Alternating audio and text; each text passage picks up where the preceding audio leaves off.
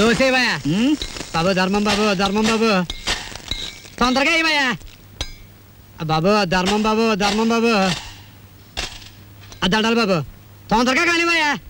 రేయ్, చేస్తే టిఫిన్ అయినా చేయి, లేదా ముస్తన్నా ఎత్తుకో. రెండు ఒకసారి ఎందుకు చేయటం?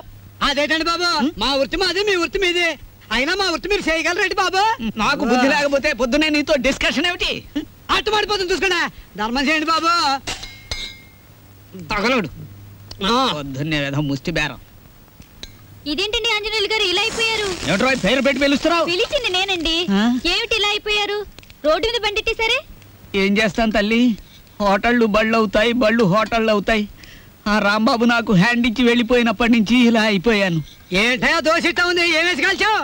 ఎంట్రీని వేసి కాల్చాను, నోరు మోసుకు తిన వెధవా. ఈ ముష్టి బేరాలతో బండి కిరాయి కూడా గిట్టడం లేదు. రాంబాబు ఎక్కడన్నా కనిపిస్తే నేను రమ్మన్నానని చెబుతావా? కొడతా. అతనుండగానేమో అంతా మీ గొప్పతనమే అన్నారు. అతని మంచితనాన్ని తెలుసుకోలేకపోయారు. ఇప్పుడు తెలుసుకున్నారు కదా, కనిపిస్తే లాక్కొచ్చేస్తానులే. ఈగలు ముసురుతున్నాయి, చూసుకోండి. వస్తాను. అలాగే. ఏమిట్రా అది ముస్తే? మీ బిల్లు పట్టండి బాబు. ఏమిటి శనగపప్పు?